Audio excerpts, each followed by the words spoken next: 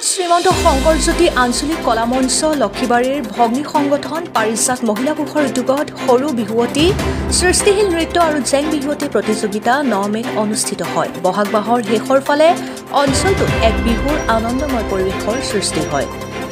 গোলাঘাটৰ পৰা জীৱন গগৈৰ প্ৰতিবেদন অৰুণোদয় আছা।